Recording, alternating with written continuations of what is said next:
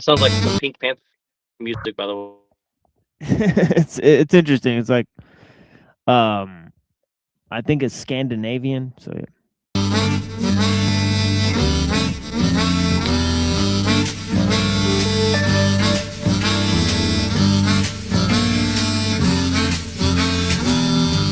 Masennuksen talviaatto.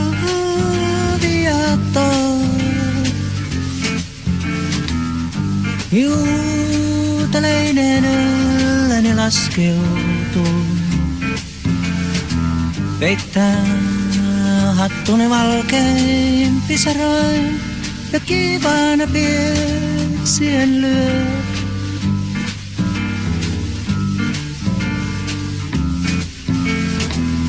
Kenties olen vain nukkunut liian vähän. Tarkemmin ottaen kuukauden päiviin. On kaikenlainen pienikin käynyt ylivoimaiseksi ylläni kiepponut. Padam, padam, padam, padam, padam, padam, padam.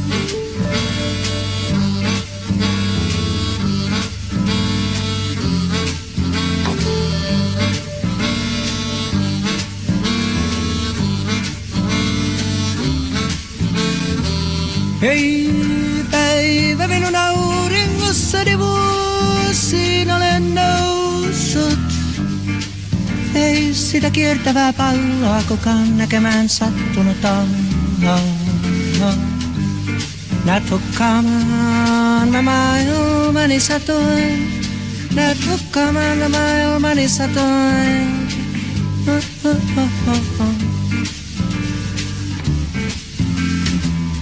Ikkunastani näkyy sataman laituri. Tuomeri aina myrskyävät pilvet, jotka liekkeenä taivasta repii kiskoo korkeuksiin aaltojen harjat. Jam, da-da-da, jam.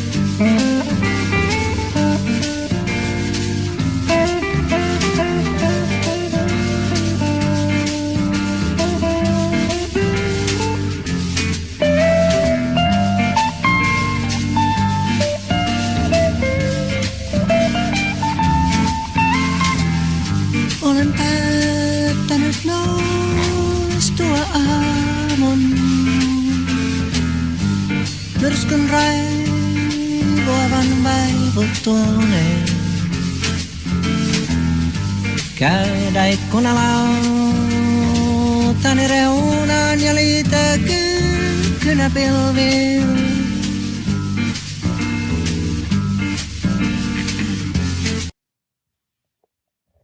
All right, that seemed to have worked.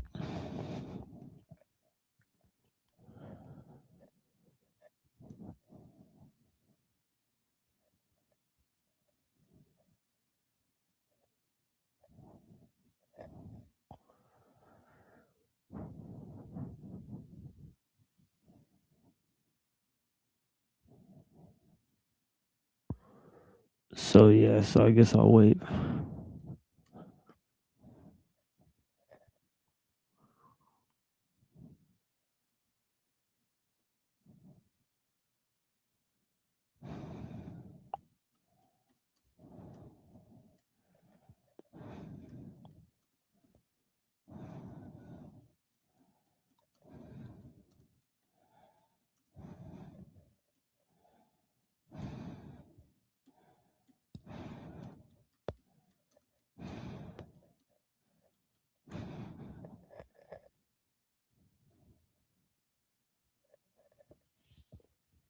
Yeah.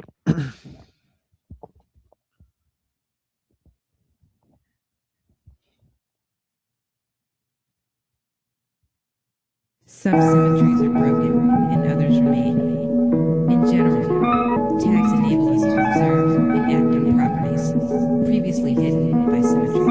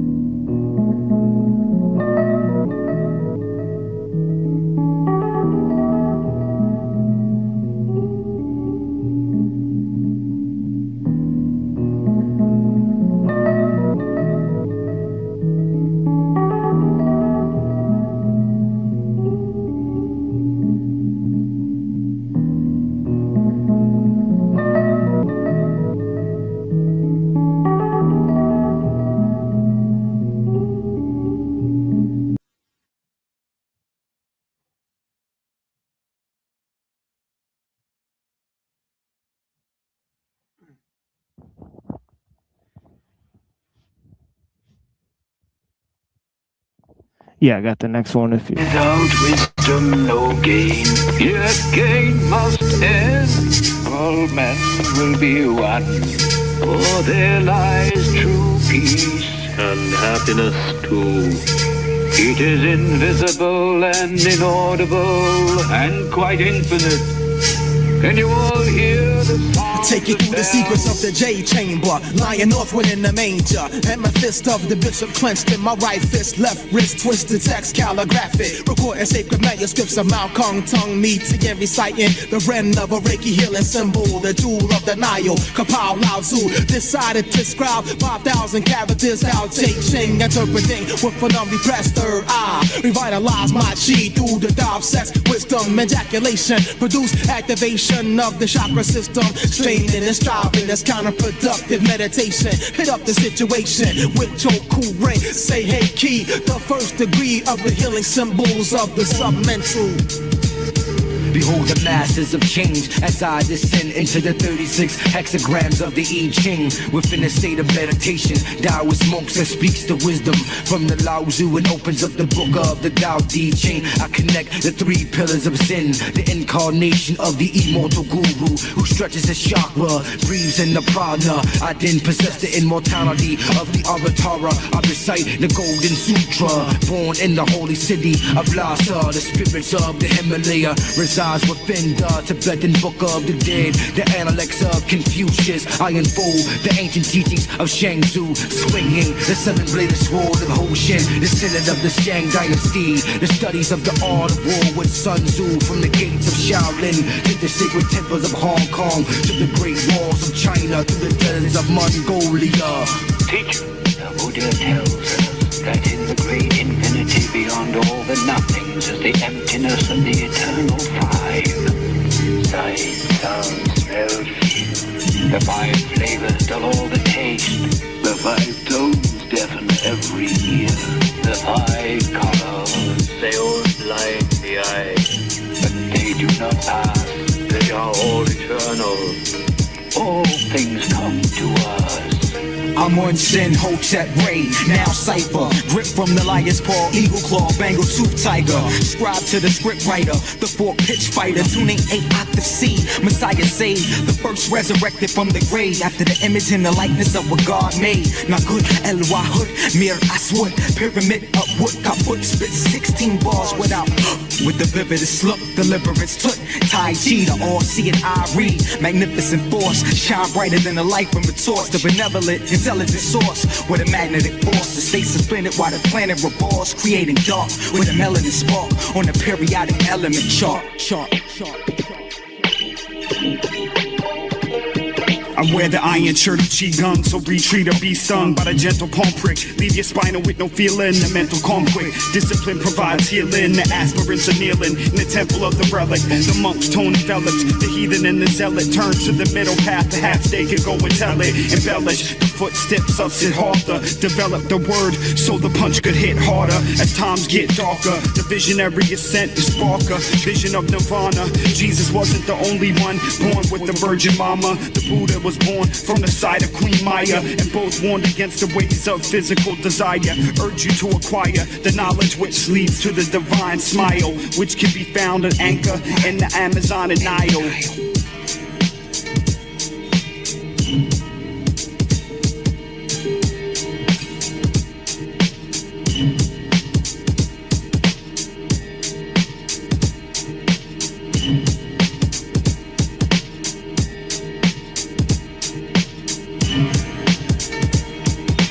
Universal order can be seen as the lattice which guides the growth of the vine, as an archetype that guides and supports life on the material plane. While many agents can be introduced into this machine and undergo the archetypal steps to its perfection, the one to which the most closely guarded alchemical allegory and occult law is addressed is consciousness itself. This is the essence of the great work.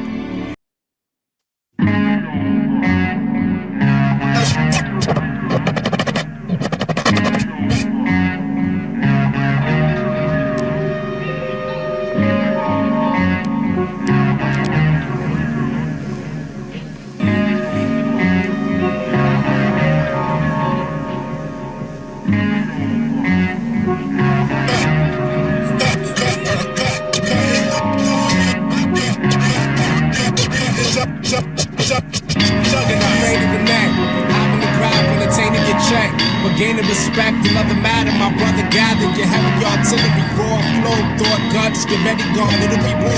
No shortcuts, me, I be the workaholic. Unless the verb could turn the herb, I'm stressed, berserk, I'm all sick. Till every bit of my person is driven hell bent. When every bit of exertion is given, well spent. Some of y'all bring about as strong as Shaq. With the acting, my steel for real. Might or otherwise, strike y'all brother size XL. Shrinking them like Rick Moranis. Bring your baddest. I prove it literal, I prove it's pitiful. My movement critical. The blood of this I transfuse to mad crews. From bad news to utter bliss. If you're checking the beyond, aiming for deeper otherness, disrespecting the peons, aiming to keep y'all brothers pissed. So what's the word, Mr. Land? So what's the word, Mr. Land?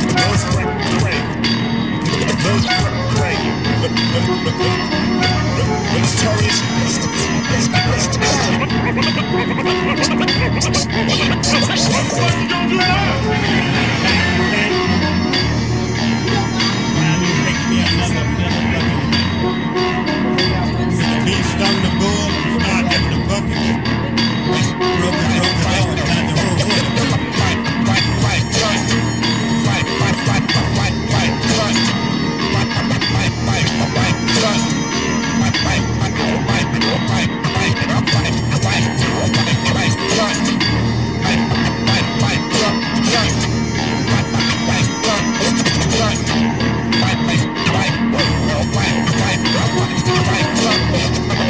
See the scenario from aerial planes. I rain terrains and modules, a monsoon. My mental, lyrical style, BC to mongrel. Physical beings, a vehicle. Fiends glean my freestyle. Meanwhile, my degrees wild, exceeding normal range. Course to gauge writtens. Sitting in deja vu, spitting seeds from numerous breeds of verses. Vintage that existed in vineyards. Past tense, intense, immense like internet. Syndicate juggernauts. Not lyrics that stop traffic in your whip.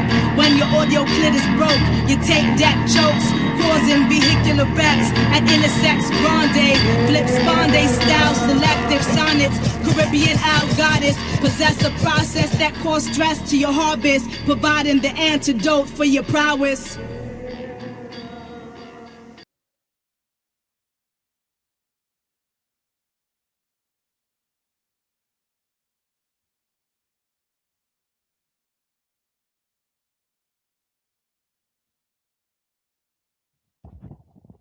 Oh yeah. All right. Well, that was pretty much it.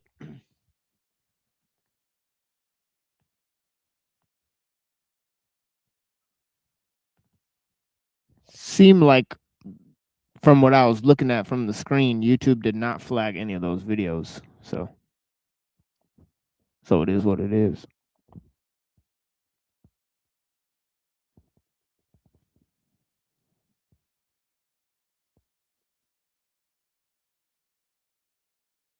Yeah, you there, Neuro? It's just me and Lorp here.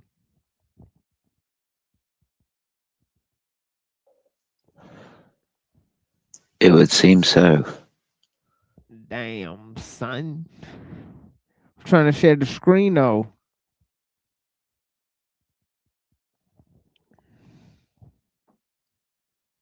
Oh well. I guess I'll practice my LARP for the Tuesday show.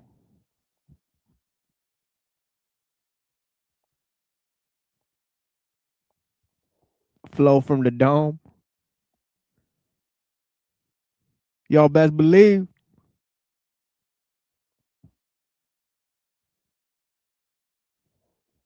Yo, is Calix watching? Yo, you here, bud?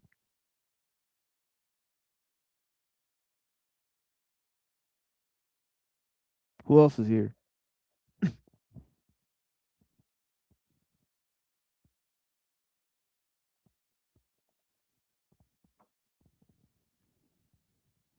Yeah, man, we on that techno side.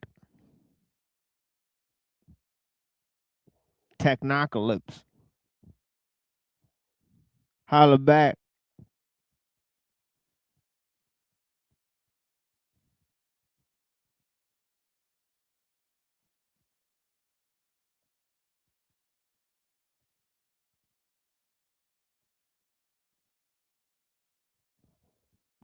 Technocide Technocalypse.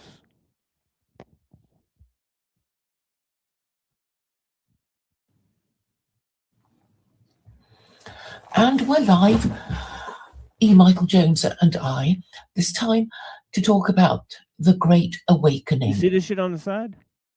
And again. Is this the real Michael Jones? It says chat is disabled. The fuck? This is live right now? I gotta refresh this page because that chat box won't go away now. Didn't All right, there we take go. And we're live. They probably wrote weird shit in the chat or whatnot.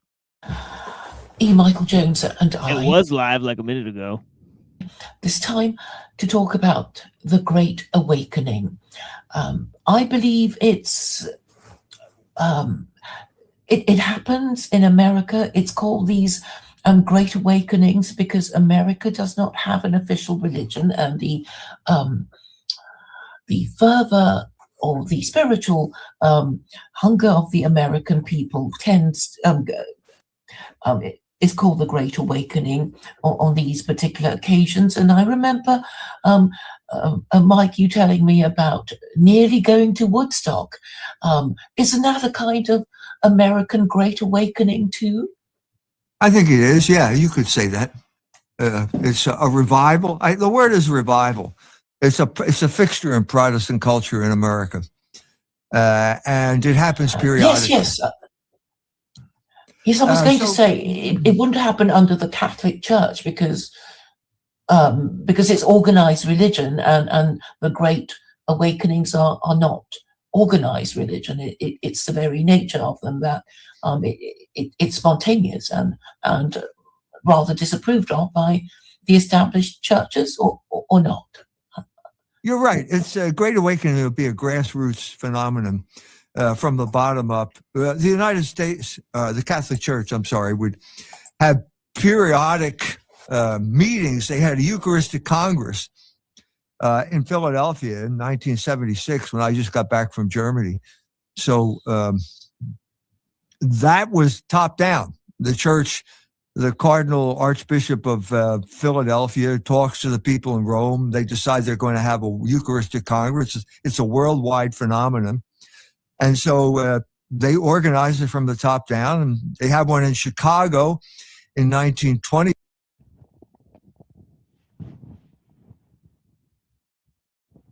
So yeah, this is pretty interesting, right? This seems to be like a pan-religious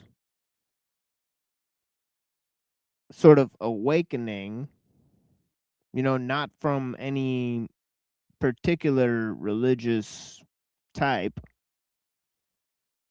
but he's almost saying like it's sort of not related to the established order of religion, but yet and still you have this great awakening, and they gave different things as an example, like Woodstock, but now he's talking about the Catholics. So I'm interested to see where he's going to go with this, because Eucharistic Congress, this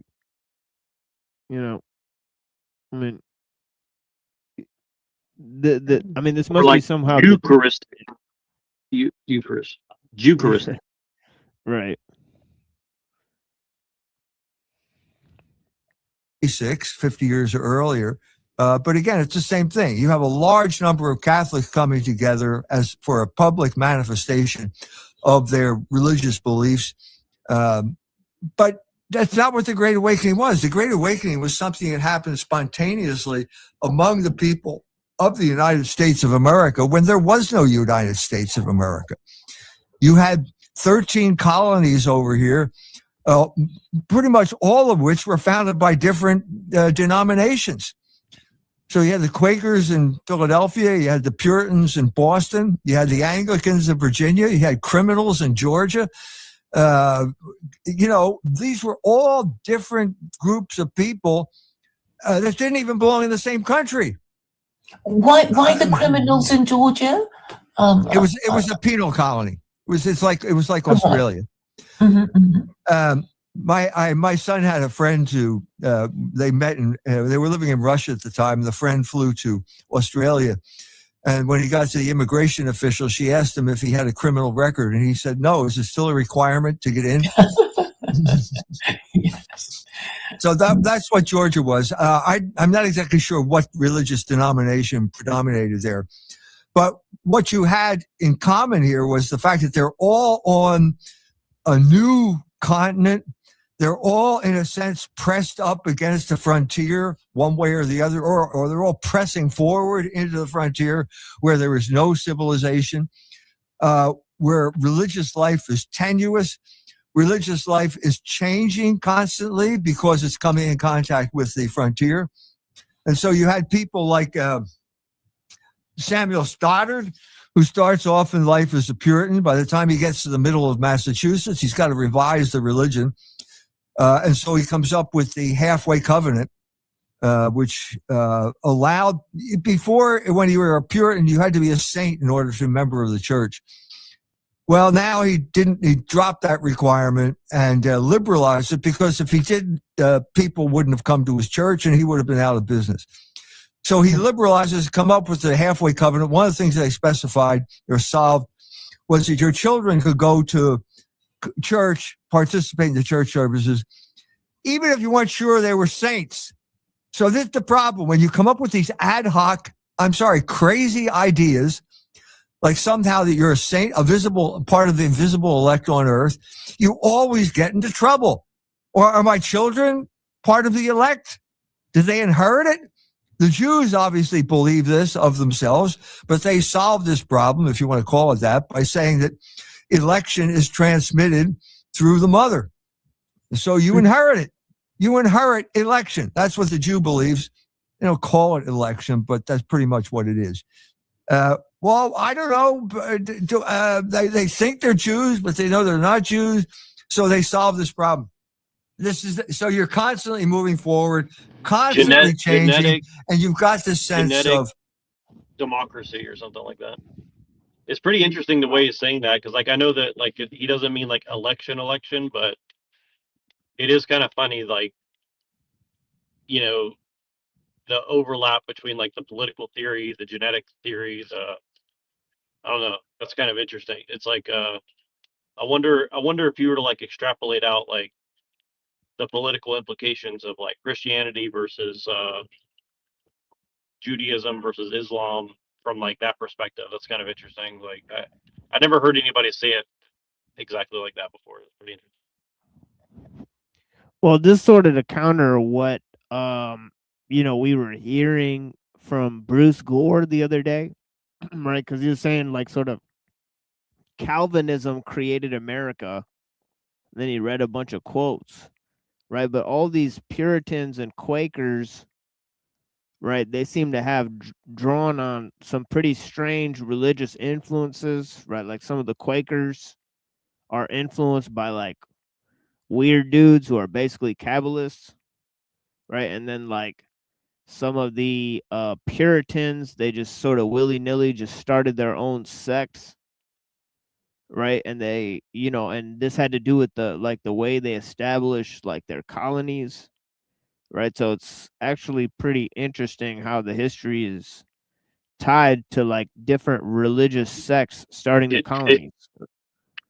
It seems like the basic, you could say, is like Puritanism and or a lot of Protestantism is basically like Shabbos Goy on steroids. Essentially, it's like, how do we get these Shabbos to love their Shabbosary? It's like, well, we'll just tell them that they have to be elected, but we're elected genetically, or I don't know. Seems like something like that going on. Yeah, but also like, the earliest times when you would hear about why America was started, it said like the people came here to escape religious persecution, but then also like there's other people who came here to break off from the government, right? So they were revolutionaries, right? So it's pretty interesting like how those two things either. Also, couldn't you argue that the Puritans were kind of like a little bit persecutory themselves when they got power?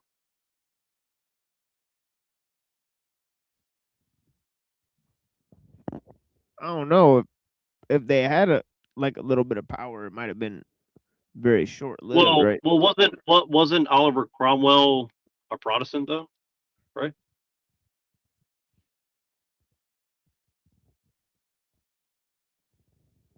Um, yeah, like it certainly opened things up, right? Because around the same time, like you had like Locke, and you had all these people like William Penn and all these other guys, right? So I mean, like in the 1600s, you had tons of things popping off where they were, because Cromwell. The thing with him is his relationship with Manasseh ben Israel, right? Who was like sort of like a messianic J and like a Talmudic like priest, and whatnot. So Right. Because he's like basically like the first. He's like, we need religious freedom, and the first thing I do as a Christian is bring back all the Jews or whatever, right? right, yeah.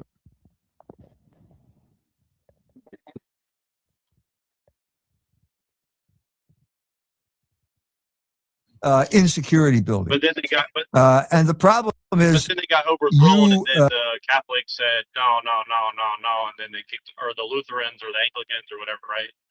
So I don't know. I'm just saying there seems to be like some kind of dynamic there. Then they're like, okay, let's go to America. Yeah, he kind of lays Zionist it out project. like he lays out the different sects by state. So it's pretty interesting, right? So yeah.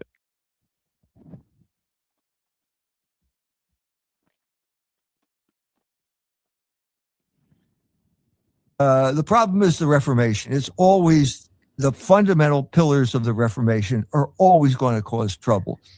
And in this instance, the fundamental pillar we're talking about is sola gratia, by faith alone. I'm sorry, by grace alone. So it's sola fide, by faith alone, sola gratia, by grace alone, and sola scriptura, by scripture alone. Okay? They're all going to cause problems one way or the other, but sola gratia. The reformers announced this at the very moment that they cut all of their followers off from the source of grace which Jesus Christ created, namely the sacraments of the Catholic Church. That is the source of grace. And one of the sacraments is confession. And confession plays an enormous role in the psychology of all of American literature, but certainly at this point, at the beginning. The man who was the great psychologist of American religion was Nathaniel Hawthorne. And the great piece of work, art that he created was the Scarlet Letter, which is about confession. It's the absence of confession. There are long passages in that, the dialogue between Dimsdale and Chillingworth. Chillingworth is supposed to be a physician, but he's really a kind of psychoanalyst, and he's really trying to destroy Dimsdale, which is what psychoanalyst tries to do to you oftentimes. So Dimsdale is. I'm a bit lost with the names. Who's Dimsdale again? Okay, so we got Dimsdale is the minister that is the main character of the Scarlet Letter. And the brilliance of this novel is that it starts on the scaffold scene. That's the very first scene. And the scaffold scene is basically Dimsdale, who is the town minister, standing there with the magistrate, and there's this woman, Hester Prynne. Yeah, sorry, Earth Supporter. Yeah, this is both of these people are pretty interesting, right? But yeah, E. Michael Jones is pretty like well-known author, right? Yeah, he's really well known in like alternative views of like history and all this type of stuff, but he's seen as a legitimate scholar. So yeah. So he's written tons of books like The Jewish Revolutionary Spirit. I think he wrote a book on Hegel and Fichte and some other stuff, like on Germany. And he wrote a book on like American cities. So he's written like a bunch of books. And then Claire, she's kind of interesting. We've interacted with Claire. She thinks that white people should adopt Sharia law in a sort of secular way, right? Because Christianity is basically promoting liberal values instead of sort of fighting against liberalism. So she thinks if white people just adopt Sharia, right, like the Europeans, right, and they take the code from the Quran, right, and they update their law with the Sharia, then they will improve their society and protect it from spreading liberalism. Right. So she's pretty she's got a pretty interesting position. She's written a book on that. So yeah. And Hester Prynne is pregnant, or not pregnant, she's had the child now. She was pregnant out of wedlock, obviously committed some type of sin. And because of that, she's going to have to wear the scarlet letter, the A, which says she's an adulteress. Mm-hmm. And so the depth of the psychology, here's Dimsdale. And he says to her, if you know who did this, if you know who the father is, speak now. Well, he's the father. This is the brilliance of this psychological analysis here. What you see in Dimsdale at this moment is a desire to confess. He wants it out in the open. He's suppressing this sin. He has no way of dealing with the sin. Because you broke with the Catholic Church, you can't go to confession. You're the paradigm, and now you're a colossal hypocrite leading a double life.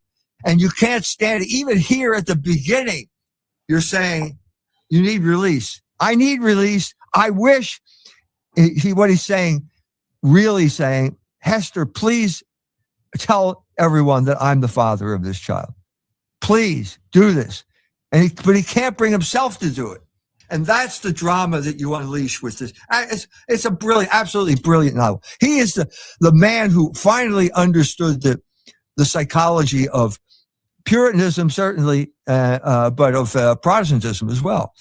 Because you're always in a situation like you're saved. You have this emotional experience. Like, I'm saved, brother. I had this deep-seated emotional experience, and now I'm convinced I'm going to heaven. And then the next day you commit adultery. Well, now what? What now? What do you mean? So there are two options when you do this. Either adultery is not a sin, or you're not going to heaven. And so you naturally want to choose adultery is not a sin. Mm-hmm. Hello? But how could such a thing have been different under Catholicism? Because you can go to confession. Priest, but what do you mean other than? That's the whole point. There is no other than. You do go to confession. It does forgive. Jesus Christ does forgive sin through the priest, and your conscience is cleared, and you can go on with life. You can't do that in a Protestant church. But you could confess, and then the cops would come for you, and that could also be the resolution. I don't know if that's actually the position, right? The official position, right? Because I'm pretty sure that Catholics may be in communion with other people and they bless their church services, or they find continuity in them to some degree, right? And then so there's also some sort of idea where I think maybe I'm not sure if Orthodox or Protestants have some sort of confessional thing. Do that? That is the only solution, the final solution. Yeah, I mean, he gives a pretty dark example here because he's like, if somebody did stuff with a kid, then all they need to do is confess, and the priest will hide it from the law officials. And if they tell the law officials, then they're held liable to sin under Catholicism. Yeah, did you hear me there, Neuro? No, I didn't. That's why I had to reset. Yeah. Okay. Yeah. So he says that if somebody goes and confess to a priest that they're a PDF, right? That priest cannot go and turn them into the law. That would be a sin under Catholicism. Well, that sounds about right.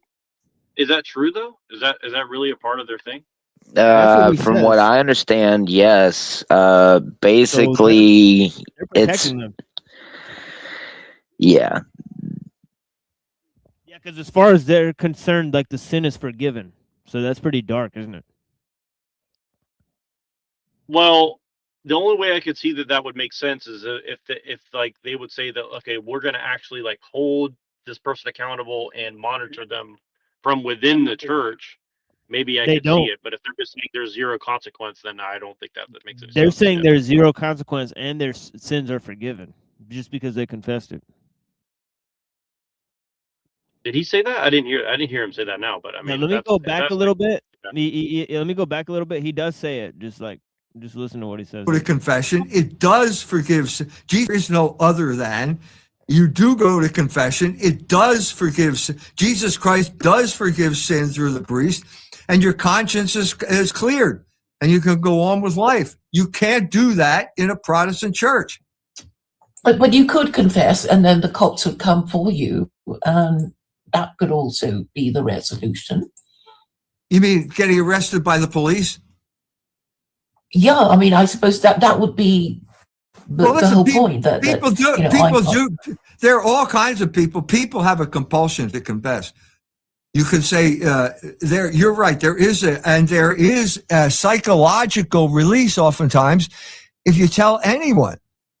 It doesn't have to, but you can't have the sin forgiven. You can get some psychological relief, and the man who figured this out was Sigmund Freud, because psychoanalysis is really the Jewish form of confession, where he'll forgive your sins. He can't forgive your sins, but he'll tell you it's okay as long as you pay me money.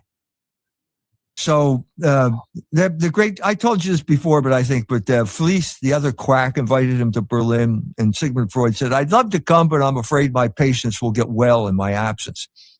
So psychoanalysis was keeping these people coming back, paying money, trying to absolve their sins by having this doctor say it's okay. Okay. I had a professor, Jewish professor in graduate school, who suddenly decided, after marrying and having 2 children, he decided he was a homosexual. And of course, that plagued, he abandoned his family. Of course, you're going to feel guilty when you do that. So he naturally went into psychoanalysis. And then he woke up one day and realized, this guy's just taking my money. So he called him up. Oh, yeah, I heard what I heard. I mean, I don't know if they cut it out of the show. I mean, it's not post the live stream, right? So it could be that they cut it out, but I'm pretty sure I heard him say that.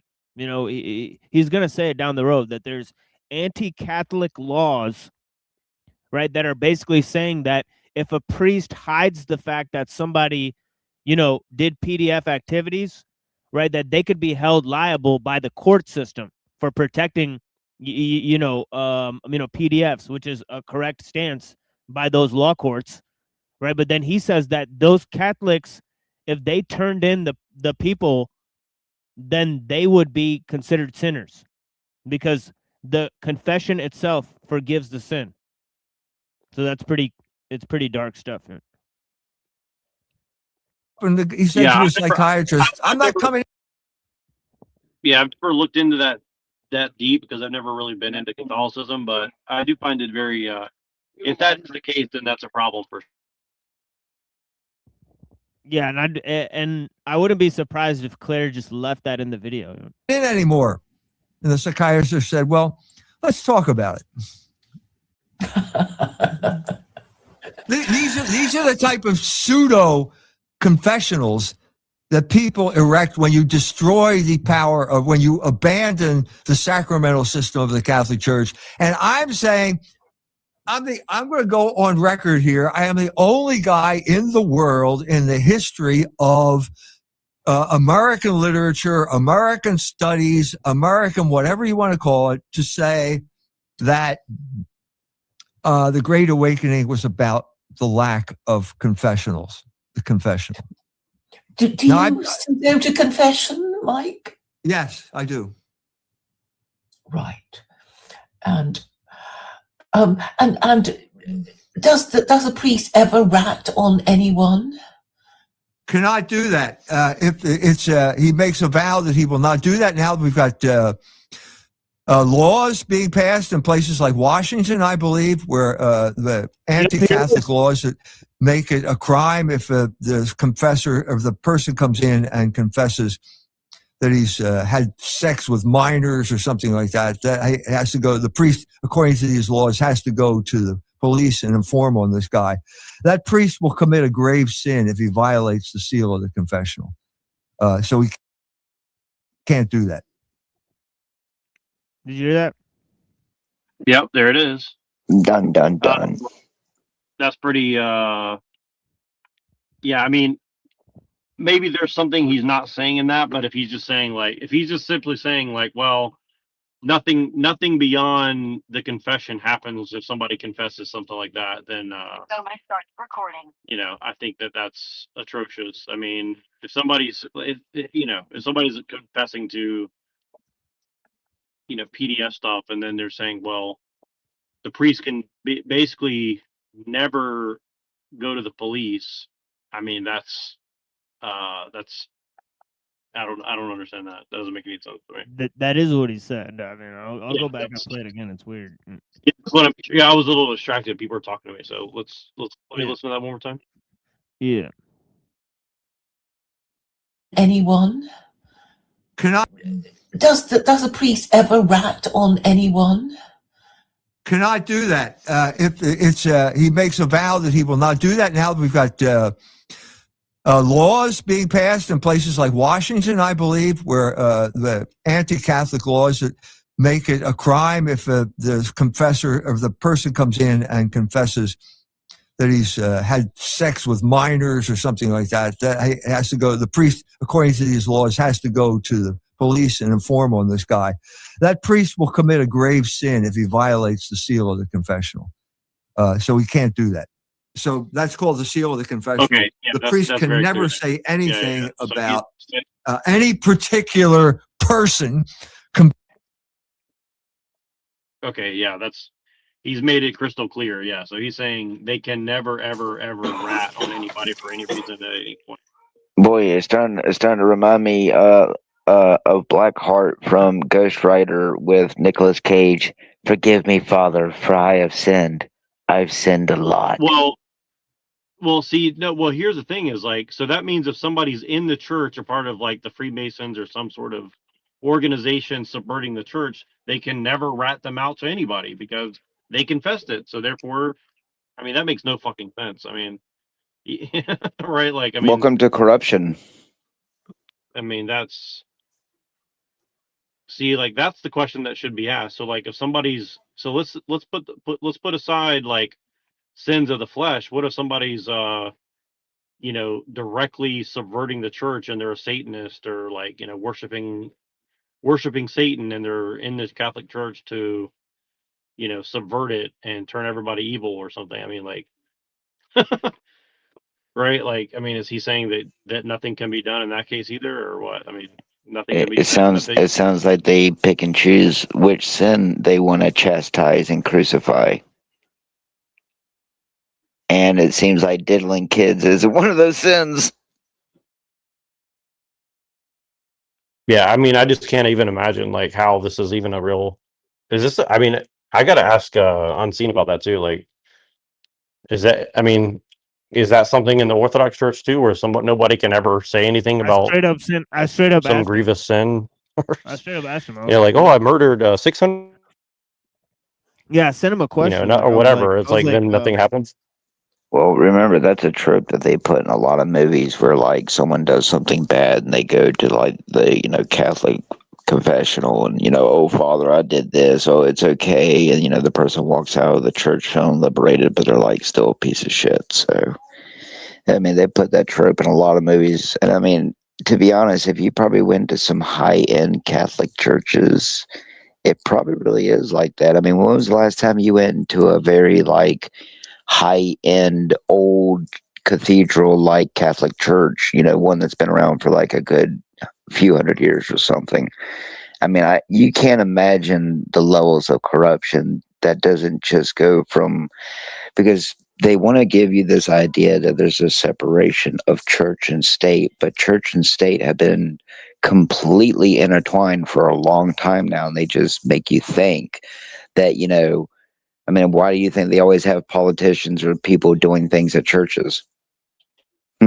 Think about that for a second. How many famous politicians or something have you seen, or like in movies, they have them standing in front of old cathedral-like looking churches? Oh, most of them are Catholic churches. So, I mean, let's just face it here, like the Vatican and other places, a lot of these places get away with untellable amount of actual sin while they chastise the masses for what they do. So, he basically put it right out there in the open that, Well, I you mean, can come this in, is like more. He's basically saying, in a sense, like the Catholic Church is like Sabbatean Frankist almost, like from my from my point of view. I mean, if he's saying it like that, it's like okay, so I mean, I'm just saying. unless there's some other like internal thing where they're like, we take care of our own, and they like disappear the guy and drop him in a vat of acid or something. I mean, maybe they do that, but I mean, he's not saying that, so.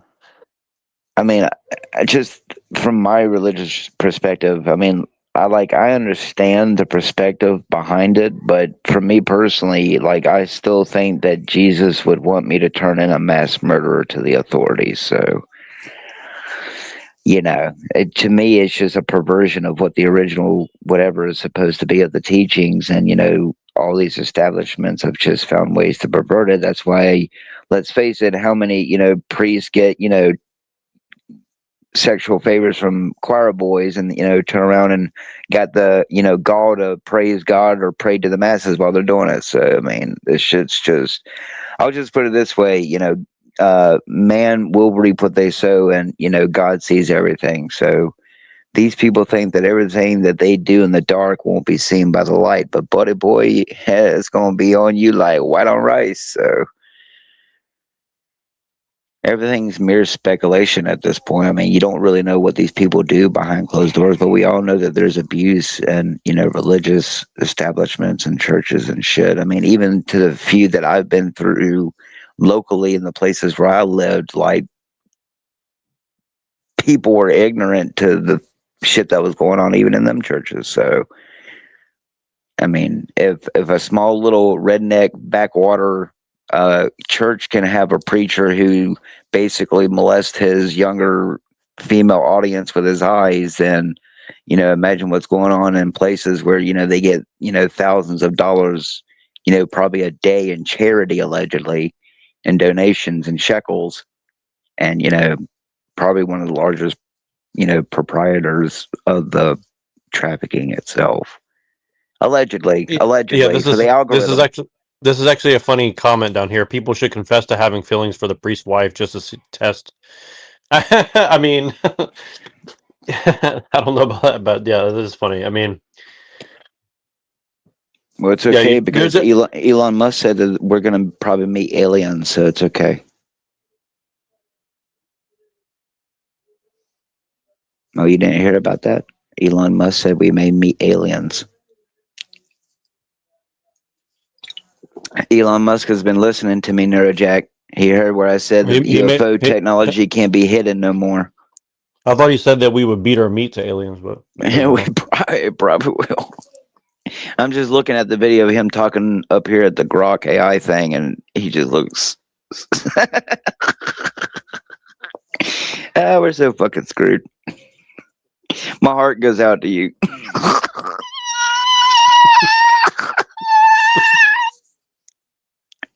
Anyway, but did y'all see where the sky turned pink? Didn't y'all like that? Didn't y'all like when everything turned pink over there? And then I complained on social media. I said, why hasn't been covered by any major news outlet? And the next thing you know, Daily Dose of Internet does it 47 minutes ago. It's okay. It's normal What are when you the talking sky about turning turns. pink? I think it's in Birmingham or some shit. I don't know. But anywhere, somewhere over there, it Well, when turned I was a extremely kid, pink. and before it snowed, it used to turn pink. Well, this is like pink, pink, pink, pink. Like Pepto Bismol pink, everything pink. Really? I gotta look Yeah. that up. I never seen that. I'm Yeah, when I just was a saying. kid, when we were about to have a blizzard, the sky would turn totally pink, and then it would just like dump like 3 feet of well. snow. Everything is strange. Yeah, I don't know. Maybe that was the snow bomb going off or something. I don't know, but yeah, I gotta ask some Orthodox guys about that. I've never heard that. I've never heard that expressed openly like this. I've never heard any Christian ever openly say like, yeah, there's zero consequence for whatever. I don't think I've ever heard that before in my life. And look, we talked about the Truman Show and how it was a Gnostic allegory, and this guy goes and does it and gets 85,000 views. Getting paid by the system. Well, we just got to figure out. We just have to find some like agency that's gonna like bot our shit up, and then I think here's the thing: is like if we had like 50 people that all went and liked each other's stuff and commented on each other's stuff, like we might be able to catch an actual algorithm that way too. Well, from what I And if we heard, can't, then there's no choice. There's no chance. Something might actually explain what's been going on with some of our views. YouTube is doing something weird behind the scenes with terms of service or something with the algorithms. And a majority of people who push like nicer, good content, their views are like being hidden in the algorithm, while people who are like pushing the more like current world chaos kind of like content is being promoted in the system. So it's kind of funny that that video popped up in my algorithm 2 days ago, right around the time that both of y'all especially, were having viewing issues. And even my stuff has dropped in views. So, just saying, like they're definitely fighting our content. That's for sure. That I know for sure. Unless you're putting a lot of money into your content, you're willing to pay like $200 to push yourself through the algorithm.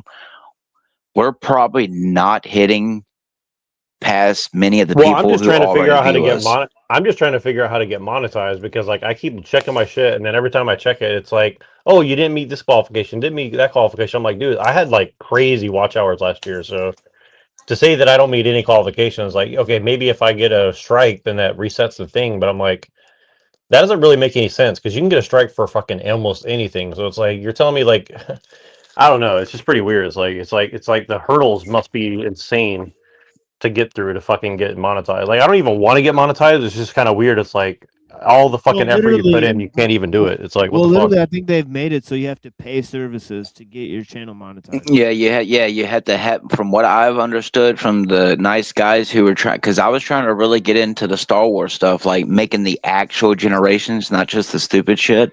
And that guy told me, he's like, if you want to get anywhere near the level I am, you will have to have money to get what I'm doing, to get paid what I'm doing.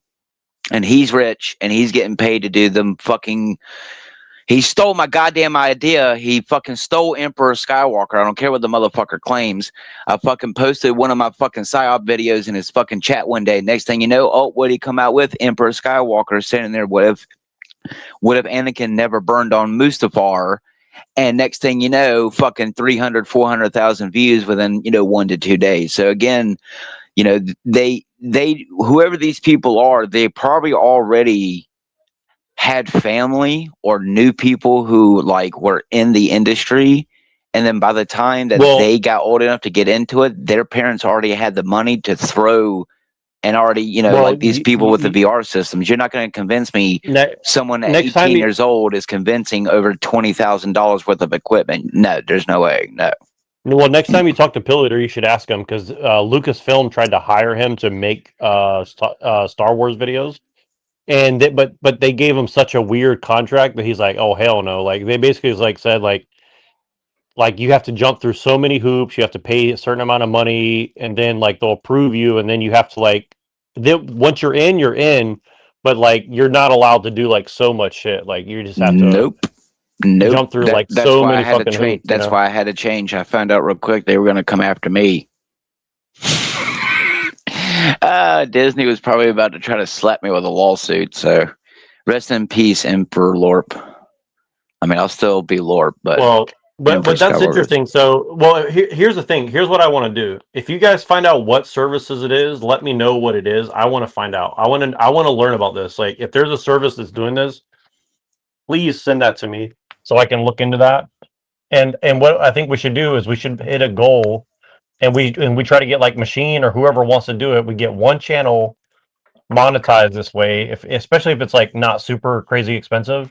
Let's just get one channel monetized and then try to learn how they're doing that, and then I don't know. I mean, I think that I want to learn how that's working, right? At least for the fact that maybe we can expose it or something like that, because yeah, that's insane. Like I don't know. I kind of figured something like that, but I don't. I've never seen like the companies. I've never been able to find the companies that get that done for you. So if you guys ever find the companies that are doing the He service, I wouldn't want to tell know. me, but from No, what I I may work with understand, the people you know, in the Discord with the juiceable thing, right? And just test out if we can get that running, right, on a different channel, right? So that might be the option. Yeah, well, definitely. If anybody you know who does that as a service, like I want to talk to them because I want to know what does it really require, like how much money, how much time, how much effort. Because like we've been doing this for a while now, and like, dude, with all the effort, especially that you put in, it's like, and I Yeah, don't I'm want, talking I'm about not saying like to get monetized, but it's like just to yeah, see like how does it work, you know? yeah, I'm talking about like we save our channels and we just go as different fruit characters or different drugs, you know, like maybe like a coffee pot, a weed leaf, or whatever, right? Right? Yeah, yeah, yeah. And we can just like basically just have a different show, right? Now that we know all these people, they can make cartoon graphics for us, right? And then we can just proceed with original you know, backgrounds and, you know, original avatars, right? So nothing is, you know, like copyrighted, and we'll just do a show where from the beginning to end we talk and like react to things that is like totally like legitimate the whole time, and it's only like hour long or something like that, you know, short, right? And then we get like a payment service attached to it, you know, that somebody has built, like the Streamlabs thing or like the Andrew Wilson thing. Yeah, the dono Yeah. chat. I could probably build one of those, or I'm sure somebody else we know could Yeah, build something like exactly. that for sure. Like it I'm wouldn't just be saying, that hard. the old TV show, whatever, that had the robots and the dude that would sit like they were in the movie theater in the shadows, and they would sit in front of the screen whenever they were Yeah, watching something. mystery science theater or Yep, whatever. Yeah, that'd be pretty that sick. shit would Yeah. be hilarious. Yeah, so we're gonna have like basically like try that on the Juiceable to have like that like don't with the dono chat set up, and then maybe we can start doing it from there, right?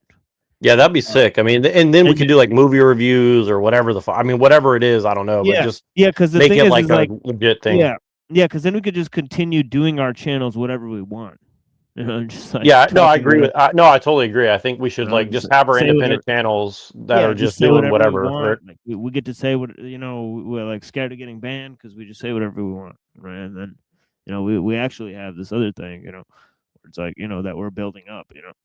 Right, and it becomes like a platform. Yeah, I mean, I'm all down for that because like it's just ridiculous. For me, it's like I really truly thought that like there's some way to just organically grow a YouTube, and I mean maybe there is, but I've never seen any way that's possible. I mean, I don't know I if can tell anyone is you, doing this stuff. I've organically grown my YouTube, and 204, no wait, I had 208, and then I lost all them subscribers, and then I stayed at like 190. So for someone who's never paid and has actually just, I've never like dropped my videos anywhere. All the stuff I've ever uploaded people just found me. So I mean, that's about as natural as it's gonna get if you're not pushing out some type of content. If you're, Well, I I feel in the like next maybe new if you do thing, like video games or something. but I feel like if you do like a script or like, okay, like I see like a lot of these girls, for example, I mean, I think the girls are the easiest one because like I think you pretty much put a pretty girl up, like she's gonna get more likes Yes, no that's matter right. what. You want to know why I'm You not a know? famous streamer compared to most uwu girls? Is because I don't have gigantic tits for you to stare at while I wear cat-shaped headphones. Yeah, uwu. Right. So that's number one. But number two, like if you notice, like almost all the successful channels, they do like a format. So it's like, oh, like pattern interruption, rage bait, something sexualized. OnlyFans self promotion. Yeah, well, that's like 90% of fucking. Well, not 90. I don't want to exaggerate. That's like 30% of fucking Instagram right now. So yeah, it's like it's crazy, man. Like so. Well, I listened to just a few seconds of the Stefan Molyneux reviewing Pearl at that. What's that thing called? Machine, that debate channel you're telling me about. The what's that called? Spit on that thing. Whatever that new debate channel essentially is or whatever, and they were saying, and they said a statistic, it's like 5 to 10% of women under like 40 or something, or like Wait, what are you talking about? what's the Stefan Molyneux, what was he reviewing, what's that Oh show yeah, called? World War Debate. World War Debate. Okay, yeah, so that's pretty good. Which is so gay though, but yeah, I think it's Anna Kasparian versus some other loser, right? Well, I know it's Pearl, and then so Pearl Pearl was saying something Davis, like, yeah, so Pearl was up there saying like 5 to 10% of all women in America or in the West or something like that are doing OnlyFans right now, and I was like, wow, that's a huge number. Wait, what? She said 5 to 10% of all women are doing OnlyFans or something similar. I don't know. I think that's like just like that might be. I ain't gonna lie. That's probably a little inflated. Yeah. Well, but my point is that they're basically like. But I don't doubt it. I'm not gonna lie. Probably just in my town alone, a lot of the girls mentally, they probably would do it just from what you see walk around on nightclub night. So I don't know. I mean, if you go to AI and ask it how many accounts are on OnlyFans, you could probably probably very easily just refute that statistic. True that. True that. You just like look up what percentage of women are in the U.S. and how many accounts there are. Right. Well, if that's the case, then why would they? I mean, I guess that's the whole point. Is they're just trying to like rage bait men to be all pissed off, and I don't know. It's kind of funny because I mean, it's not really funny, but it's they're kind probably of trying to get them to go on OnlyFans because they're like trying to find like their neighbor's like daughter. Well, I'll tell you this, and I'm not gonna. Let me just say it like this: if you go look at the accounts that people that may be involved in that endeavor, let's say, I'm not going to name any names because I don't want to get sued. But they're tied to some, let's say, adult industry advocacy groups, and so yeah, I would say that. It would not surprise me for sure. So like I think you could actually make a very strong case that you're right. Like not beyond conjecture. Right. I think you can make like a strong case beyond conjecture that that's probably what they're doing. Right. So like they're saying we're really against this whole OnlyFans thing, but it is pretty normal now. So I mean, and you wait, young man, you want to wait to get married, right? Well, between now and when you somehow in the future get married to a trad wife who's been in the Orthodox or Catholic Church for 30 years, somewhere between now and then, like you're gonna have to goon, so you might as well go to OnlyFans. Well, I mean, that probably coincides with the amount of alleged female teachers coming out with messing with students. So, I mean, while I don't want to push in too much into the theory, let's just face it. I mean, the detrimental effects that most porn and OnlyFans culture and stuff like that, and Instagram kind of culture has kind of pushed, and even then TikTok trends for a while. Remember, they were doing them them trends with the red filter. Almost, some of them were even doing it naked, thinking that people who didn't have a way to remove the filters and brighten it up and could see your bits and pieces. So, I mean, I'm not saying that while everyone is involved with that mentality, because obviously, like someone like my wife, your wife, and other people's wives usually would like be abhorrent to that type of behavior. But I mean, a younger generation, I mean, yeah, I mean, Well, from my little bit of time on TikTok, they're definitely pushing like a very extremely sexualized yep, same culture thing on Facebook. beyond anything that we've ever witnessed when we were younger, right? Like it almost makes like Baywatch or Carmen Electra or even Playboy look like really innocent comparatively because it's really pushing a very unique style of I saw this video today. I put it on my YouTube. I re-edited it, but it's this woman saying like, well, Marxist feminists have opposing views on sex workers, but we can all agree that sex workers should never be shamed because they're women and we need to have solidarity with other women. It's like, what the fuck? It's like you're literally saying basically like there's nothing wrong with women like selling their body because that's just what we have to do in a capitalist system. It's like, okay, but it's like if you're saying that like marriage is really evil but sex work's not, it's like what the fuck? I don't know. It's like they're pushing simultaneously marriage is really bad for women, women should never get married, and then on the other end sex work's, maybe not ideal, but it's definitely not a bad thing essentially. And it's like, okay. Like, I don't know, like that to me is like seems totally contradictory, but While you have an entire fucking space quadrant completely dedicated to promoting pedophilia on Facebook and other social medias. Welcome to the PSYOP, my friend, where everyone and no one is an agent. Well, I mean, yeah, and like every discussion around this issue is like on the negative side, meaning like, okay, if you look on TikTok, there's a bunch of panels that are open every day, and the panels are like, should someone who's 50 years old date somebody who's 18, or somebody who's 30 and 18, or 25 and 18, or 22 and 18? It's like it's literally like just basically like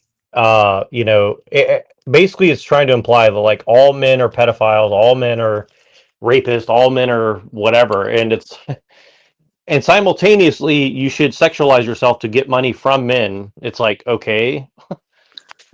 Like it's I don't know. think Yeah. it's to me is to help devolve people more into the debauchery. The more that we can desensitize people to rape and beheadings and rip apartings, the less that people will bat an eye when it's happening in front of them. But it seems like it's just I don't want to say normal people, but everyday people that are participating. So I saw one of these panels and I went up and asked. I was like, so if somebody's yeah, I was like, here's the thing is like, if somebody's 30 and the girl is like 18, 19, 20, and they get married and have a family together and stay together for the rest of their life, you have a problem with that? And they said, yes. And I was like, okay. Now it's like, if an 18, 19 or 20-year-old woman goes and like decides to sleep with 30 guys over the course of 2 years, do you think that's a problem? They said, no, absolutely not. That's her choice. And I was like, okay, but is it also not her choice to like marry somebody who's older and get married and do all this? And they're like, well, it's her choice, but she's being exploited by the man, so that's bad. I was like, but the people who are sleeping with her and never seeing her again are not exploiting her? And they're like, no, that's her choice. And I'm like, okay. Like it's like it I can only imagine who you're talking about. No, but this is literally like this is what they're promoting to. And again, I saw this great quote by Stefan Molyneux. Let me actually read it to you. And because I actually wanted to ask Machine about this, and you as well, Lorp, and a couple of other people. But let me see if I have this quote right here. Let's see. I thought this was a really good quote. Oh yeah, here it is. Okay. In the modern world, people are not quote unquote victims of propaganda any more than they are quote unquote victims of fat and sugar. Better information is a click away. They choose the easy route, the lazy route. No forgiveness, no excuses. So, what would you say about that? I would say that sounds about fucking right.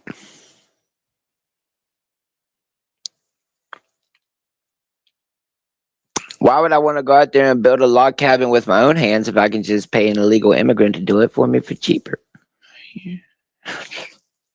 Yes. There you go. Machine, what do you think of that quote? I'm sorry, read it again. Okay. This is from Stefan Molyneux. In the modern world, people are not quote unquote victims of propaganda any more than they are quote unquote victims of fat and sugar. Better information is a click away. They choose the easy route, the lazy route, no forgiveness and no excuses. Yeah, it's totally false. Oh. All I right. aim to Now, demonstrate that. Yeah, I aim to demonstrate on my show that that's totally false statement. That the information is controlled from the top down. That there's stuff that they're hiding from you. well, even would you say There's that no even way. That's not possible. but would you say that even the how they distribute it is a part of the deception, not necessarily that the information itself is not Oh available? yeah. Yeah, most people can't produce the sources. They can't reproduce the sources of the information. It's just that simple. So, do you think that someone like Stefan Molyneux, and again, this is assumptions, but if you were to debate him on this topic, which I would love to see, by the way, would you try to trap him in the sense where he was forced to answer the question of like, well, have you considered that the how is just as important of the what? Okay, Is that making sense? Merovingian. I mean, I would explain the mechanics of propaganda, right? Like I'd use Elul, I'd use Marshall McLuhan, right, and then I just proceed further with those critiques, and I'd say, well, are you saying these critiques are totally illegitimate? I wonder if we could. Like rage bait someone like Stefan or some of these people like internet personalities into like debating on some channel or something. I don't know. Like I've tried that would before, be and sick, honestly. they seem to ignore the name "The Machine Lies." I'll just put that out there. Well, no, but I'm saying like what like I mean if we just do I mean I don't know. I've been really thinking about making a new Twitter simply for the fact of like rage baiting people and trying to get them to say, well, let's debate and then get them onto a debate show or something like that. I think that would be kind of if we could do it in a coordinated fashion, that would be really sick, actually. But I don't know that because someone like Stefan Molyneux, like he was like when he started reviewing that thing. Actually, if you want, could we review a little bit of that? You don't have to. I know you got to go soon, probably. So, but I wanted I wanted you to see what he says at the beginning of that. In which one? The Stefan Molyneux like review of the Pearl debate or whatever.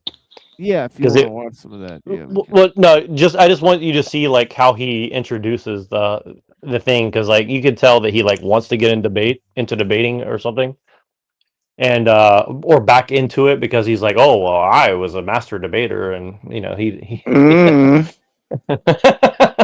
looks like Captain Picard. I think that's why I like Stefan. He just looks like a Stefan. I mean, he looks like a Captain Picard basically. Yeah, he reminds me of like one of my cousins that like he put like hot dogs in the microwave, and then he put like hot sauce on on like the hot dogs, and he would just put them in the microwave and just eat it with a fork. And I remember him doing this because like these hot dogs would start whistling in the microwave. Hear the pig squeal. Pigs in a blanket. Sure, you got a nice that's pretty butter, weird. boy.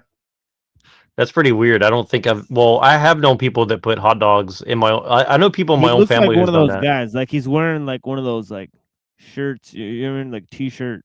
He looks like a weird dude for sure. Yeah, he Looks is. like He is a weird dude for sure. Weird looking dude for sure. Yeah, I mean, Stefan Molyneux is one of these people that like I like him for like a couple reasons, but one of the main reasons I like him is like if you bring him up in any circle of like intellectual stuff, he is one of the most divisive people if you drop his name. It's so Yeah, weird. have you Like people seen? get so pissed when you drop his name. Yeah, have you seen that Slavoj Zizek? That guy. Yes, I hate that guy. Yes. He's a lot like that guy. Like he looks weird. He's very hard to listen to because he has like this weird tick where he like sniffs through one of his nostrils like every 5 words. It's kind of weird, but yeah. Yeah. No, but Stefan. Yeah, but I don't know. Yeah, I don't want to defend Stefan, but I do think Stefan's way better than Zizek, because Zizek is like I definitely could believe that Zizek has like done some bad shit in his life for sure. Like I get a very bad feeling about that guy. Yeah, he might have been on the Epstein plane or whatever. Yeah, I'm pretty sure. I mean, and I don't want to defame the guy or something, but like he just gives me a really bad vibe, and especially for the fact that like I said, like uh, Pillager sent me a video of him, and I watched like 10 minutes of it, and I was like, this guy is definitely a crypto Trotskyist, and he's like, oh yeah, that's what a lot of people say, and I was like, oh really? I was like, okay, so I'm not just like perceiving that out of my bullshit, and I'm not just like bullshitting my way through it. Like, okay, there is something there, because like he just sounded so dishonest and like with what he was saying, and apparently that's a big thing. Like he kind of like halfway like admits that he's like a Trotskyist, but he's like saying he's against it, but he's like, well, the only way to beat the Trotskyist is to be a Trotskyist, and it's like, okay, like, all right.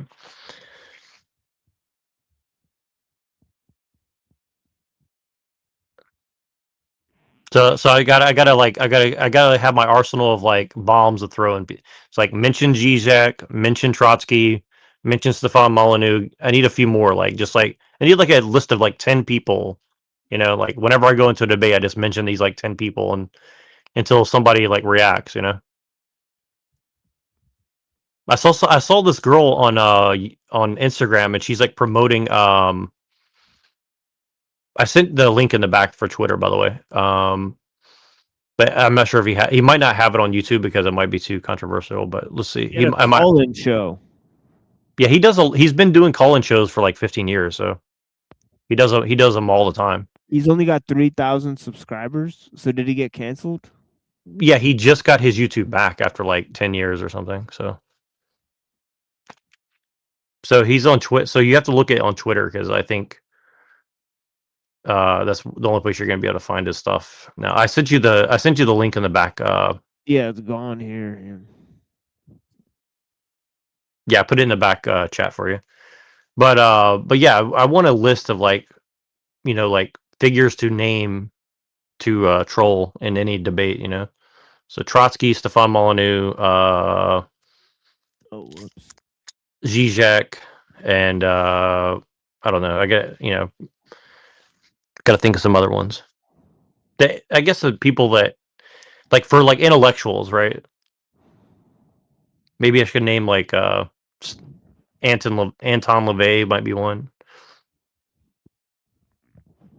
Anton LaGay. That's right. So you drop name. I'm just trying to think of like people you can name drop that would like rage bait somebody, but like in an intellectual setting, right? So, like this. Oh yeah, this Asian girl was on Instagram yesterday, and she's like talking about like, oh, Sator. Like what's the guy's name? Like something Sauter, Sartre. And she's like, oh, he's the grandfather of Sartre. Yeah.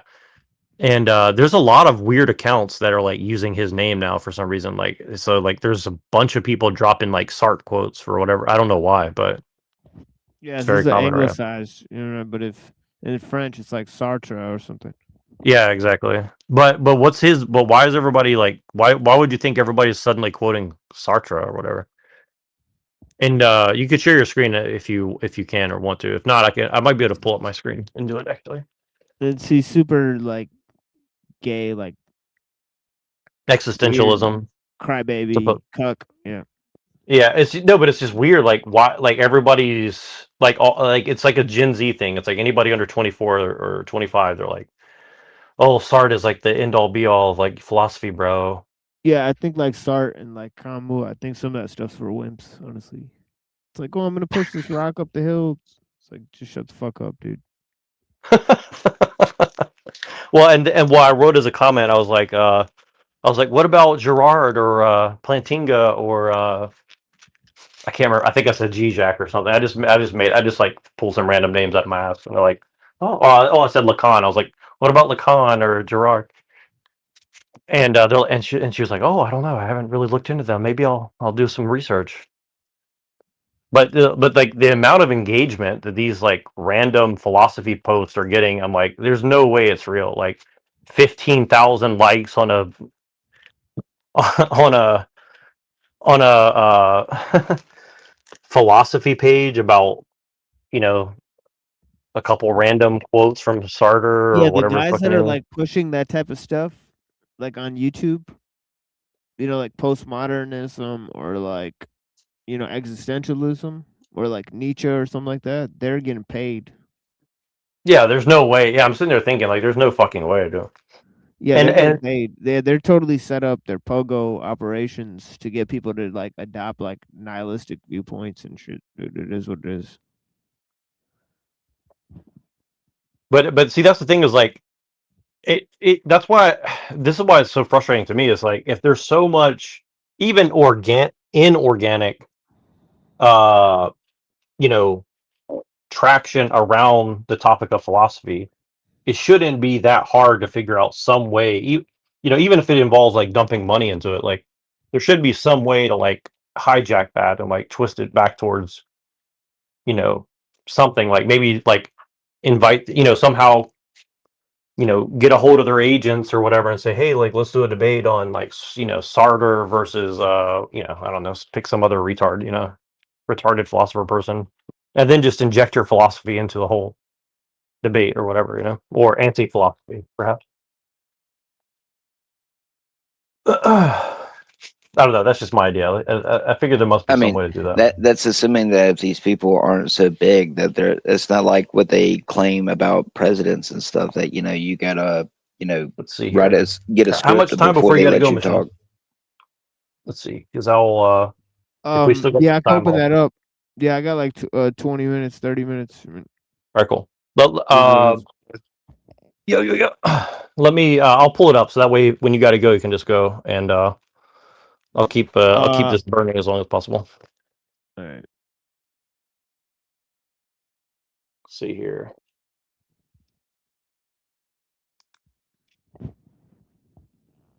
Let's see if I can figure out how to turn this thing on. Stefan Molyneux. Hello, this is But Stefan why is he Melody from reviewing Freedom this? Radio. Wait, what? No, I was just doing an impression of Stefan. Like, hello, Stefan Melody from Freedom Radio. Yeah, but why is he like Well, reviewing this trash? that's why I wanted to see, because I heard him do the intro, and I think there's something. It's goy slop. Well, I know why. I know why, actually. So here's the reason why. Because Pearl Davis is styling herself as a men's rights advocate, Yeah, but and that, she's and got that's no how, like hang time. Man. and that's what he's tried to style himself as when he first started. So like, he was kind of known as like one of the primary men's rights advocates in the proto alt right? And so I would say that that's probably why he's interested, is because, and I think he kind of laments the fact that he's kind of been cut out of the discourse. If I had to guess, I mean, why is my thing not working here? Well, that guy did a hit piece on him on the Jew Rogan, where he said his wife has like a cult where she tells people to like leave her family, like leave their family and shit.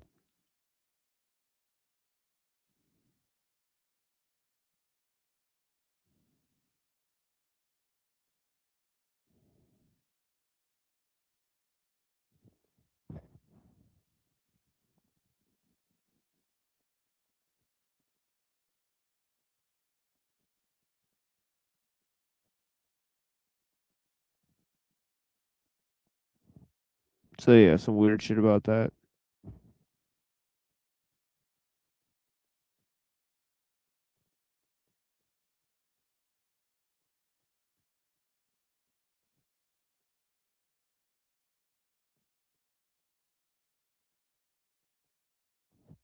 Yeah, I don't know if you're there. If you want me to share it, I can.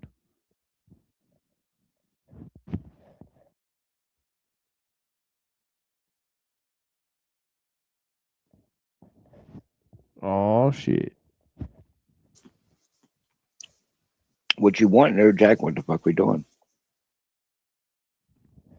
And like all of a sudden the witches come back. And then watch him say he didn't even turn it on.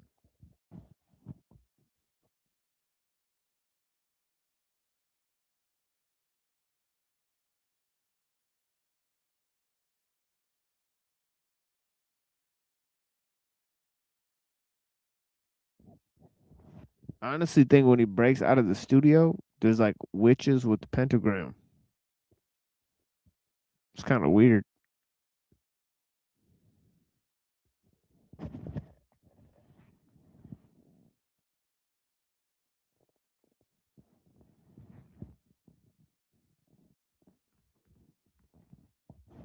So yeah, I don't know what's going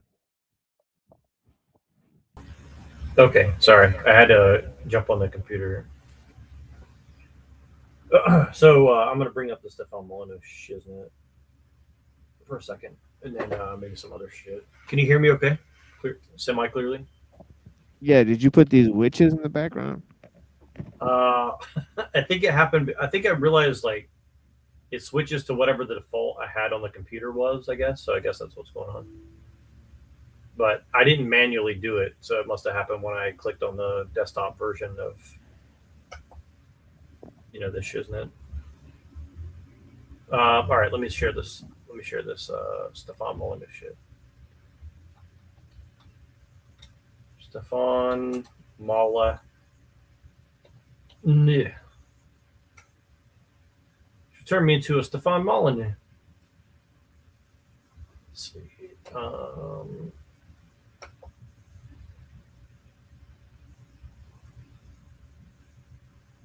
Okay, let's see if I can find this shit.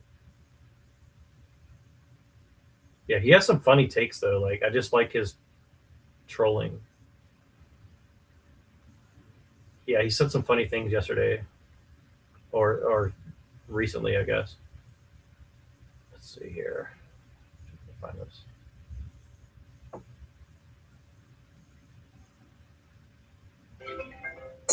my god.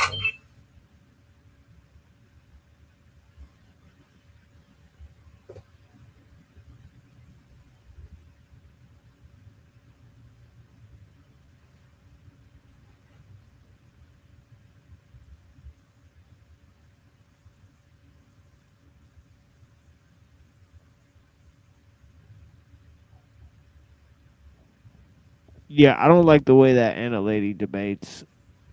It's just really queefy. What? Oh, Anna Kasparian. Yeah, it's really queefy, but like the other lady is just as like bad. So it's literally like a queef sandwich. Oh, you listen to some of it? No, I have not listened to any of it, but I could predict that it'll be terrible. Yeah. Oh yeah, I'm sure it is too. I'm just more interested in Stefan's reaction to it more than I am. Like to me, the fact that they have Pearl Davis as like a serious commentator on the stuff is, honestly absurd to me. I mean, she's like okay to look at somewhat, but not really. I mean, she looks bizarre in a lot of ways. But she is a redhead, so I got to give her a little credit. She's one of our fellow soulless genders. So.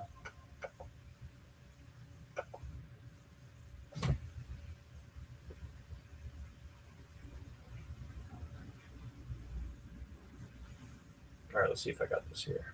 All right, can you guys see this now? You can't see this, right? No. All right, hold on. Let's see here. Oh, okay. I didn't share it to screen. My bad. All right, cool. All right, let's go back. Let's hear. I just wanted you to hear how he introduces this thing. I'll just increase the speed a little bit. We're definitely not interested in watching this whole thing. Hi, everybody. Stefan Molyneux from Freedom In. Hope you're doing well. So, as you may or may not know, I was kind of a champion-ish debater back in the day. And I'm going to have a look at this debate at Word War Debate. They do these fantastic debates in Atlantic City. I'll be out there March 28th, 2026. I hope you will join me there. It's going to be very cool and exciting, and I promise to bring the fire. And so Anna Kasparian and Pearl Davis were debating. So he's promoting. And I haven't watched this debate. I'm going to just dive in, and we're going to have a look at some of the... So he's cross-promoting his own appearance here. Right? Yeah, I missed that when I watched this last night. So I guess he's going to be there. So Right. interesting. So that's to me that's very curious because it's like, okay, Sam Tripoli of all people is like the person who started this thing. I mean, to me that's just bizarre. I mean, I've never ever really watched Sam Tripoli about anything,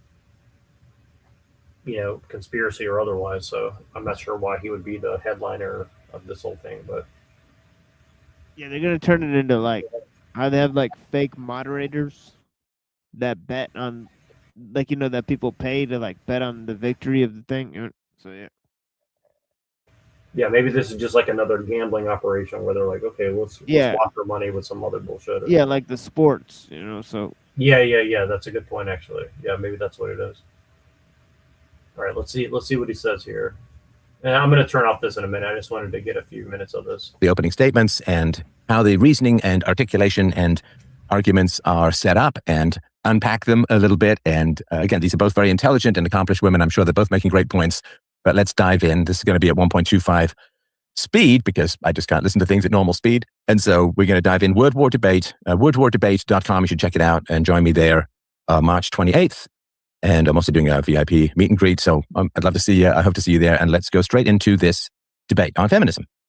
In a May 2024 appearance on Tim Pool's Culture War podcast, my opponent, Pearl Davis, declared that women aren't really doing much. We're not having kids. We're not really contributing to the economy when you look at output. In fact, she uses this ridiculous assertion to argue that women should not have the right to vote. While it's true the birth rate has declined, and we'll revisit that in a bit, women account for 47% of the American workforce. All right. So that is the first logical flipperoo. So I think, I don't want to speak for Pearl, of course, but when she's talking output, she's not talking about jobs like HR or, these sort of various government functional jobs that a lot of women do, right? Women work a lot for the government. She's talking about material productive output, usually in terms of manufacturing and stuff like that. So saying that women don't produce much in terms of output when she's mostly looking at manufacturing, and then saying, well, but women are part of the workforce, almost half the workforce and so on, is apples to oranges. So you could hire a guy in your backyard to dig a hole and fill up the hole over and over and over again. Completely pointless exercise. You could pay him $100 an hour and that would add to the GDP, but is it adding to actual productive output, right? So that is a change, right? Saying, well, what do you mean this guy's not producing anything? Look at the income he's generating. It's like, but that's not the same as output. A birth rate going down is important because one of the ways that women contribute to the economy is having children so that there are future workers, right? So if women are in the workforce consuming a bunch of often tax dollars and so on, which we'll get to more in a second, and doing a lot of not essential jobs or jobs mandated by the government, by government regulations and quota systems and requirements and other various forms of compulsions, then they're not having children. And so maybe the women are making some economic output in the here and now, but people make $1 million to $1.5 million over the course of their lifetime. So if a woman goes from having 4 children to having 1 child, right, then she's making some money. Let's say she makes $1 million in the here and now, but by having 3 fewer children, that's $4.5 million that are taken away from the economy in the future. And the answer for that, of course, tends to be endless immigration, but a lot of the immigrants are net economic negatives on the economy as a whole. So I just wanted to sort of point that out at the beginning. The Council of Economic Advisors found that women have contributed a substantial portion of the U.S. economic growth since 1970, which wouldn't have been made possible without the feminist movement. Well, it's not the feminist movement, it's the government. It's the government saying you have to hire women that gets a lot of women hired. And this is just a sort of basic biological fact. In the past, women generally weren't hired when they were young, and especially when they were married, because they started having children. So baby boom, you had 3, 4, 5 kids a family, and women generally aren't working because they're home raising the kids, running the community, doing all of that wonderful work that women do. So it's not feminism directly. It's feminism using its power and influence on the state to force employers to hire women. That has caused the rise in female employment, which is, there are lots of wonderful, remarkable, amazing female entrepreneurs. But, I'm talking on the whole, on average. So it's not feminism that caused men to hire women. It is, obviously talented women out there and some women are great in the economy, but as a whole, in general, it's the government that make people hire women. So it's not feminism, it's state power, and feminism's influence on state power is not unimportant. Unimportant, of course, but that is a reality. Now there's something else. 1970. Oh yeah. And so she's saying that there's been a productivity rise or an economic growth since 1970.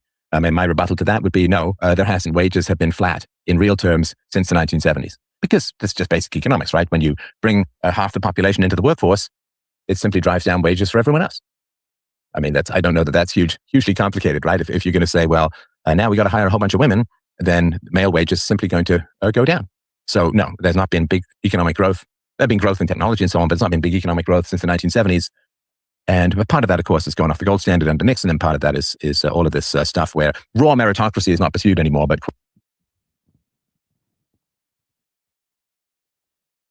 Yeah, I know the Appalachian Gorilla is going to have a take on this too, so I'll figure I'd pause. Oh, right there. 100%, man. Listen, like we ran out of like a lot of that like easy, low hanging fruit shit.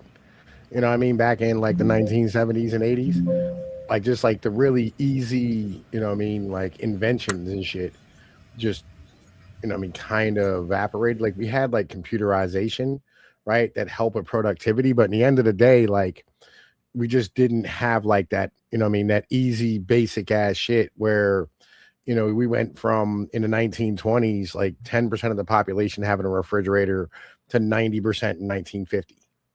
That stopped existing.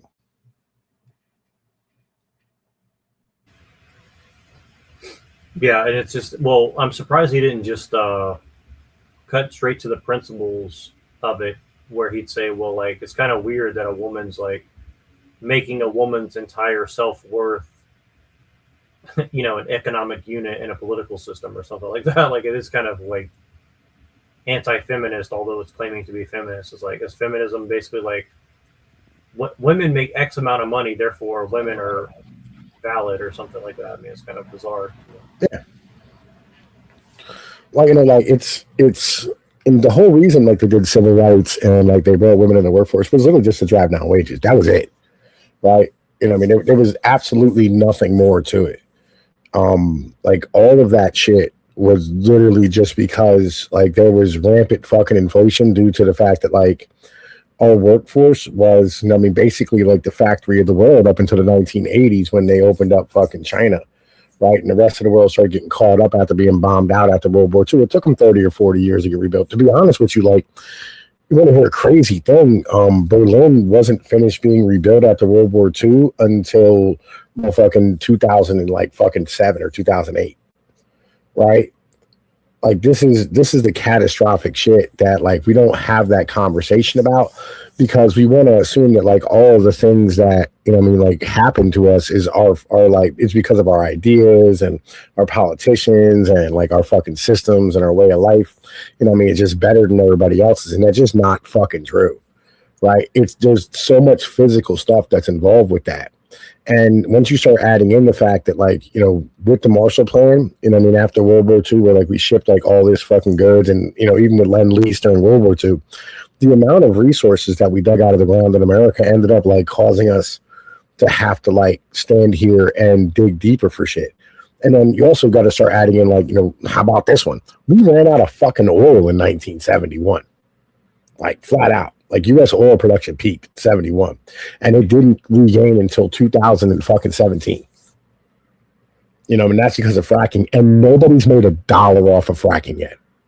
There's zero profit has been made at all with fracking because it's so fucking hard to do, and the production time. It's not about like the amount; it's the time.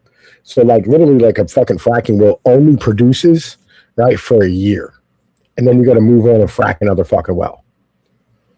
Right? So it's not like back in the day where like you stick a hole in the fucking ground, you know what I mean, just start sucking it out and it stays pumping for like 50 fucking years.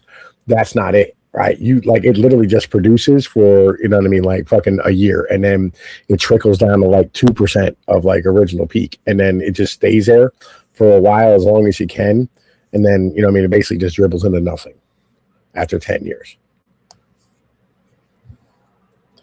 We don't talk about these things. You know what I mean? We don't want to have these real fucking conversations about resources and geography because everybody goes, what about thorium and fucking, you know, fucking all the other fucking shit's like, bro, do you know how much it costs to like process fucking, you know what I mean, thorium? Like, yo, that shit ain't cheap. Yeah. Well, and I kind of see where you're coming from as far as like the whole solve the problem by forcing people in America to pay Americans a decent wage, especially if you take women out of the workforce. Like that is like something that you could actually, I mean, it would be hard to get that kind of law passed, but if you could get it to pass or find some way to like force it to be like, you know, find some way outside of the law to make it enforceable. Let's say, I mean, I'm trying to speak code, but you know what I mean. Like, yeah, somehow, all you have to do is like get out of the way of unions, right? And that shit'll happen tomorrow. But like the problem is the government fights against fucking unionization because it's bad for like GDP number go up. Like it's all right. So there was an 18. The way that they measure GDP instead, though, or well, no, all right. So here's where it is. All right. So like when you're talking about like a company with profits, right? And I mean the share of like profits that has been going to like the stockholders and you know what I mean like the CEO and all these type of things, right? Had an 18-point swing from 1965 until like 2001, right? And so like the problem is that amount of money, right? Like there's a certain amount of money that you have to pay to your workers, and I mean just as an in general thing because of supply and demand. Right. But like before we get to like actual slavery where it's like, hey, listen, we're gonna have to like set up company towns and get back to like some old models. But like so when you have all this money being pumped to the top, right, into the stockholders, what that's really doing is supporting the baby boomers, right? At the end of the day, it's supporting the retirees. That's what they're doing. They're using, you know, I mean, they're basically taking the blood of the young and transfusing the fucking old. You know, like it's what's going on in the end of the day.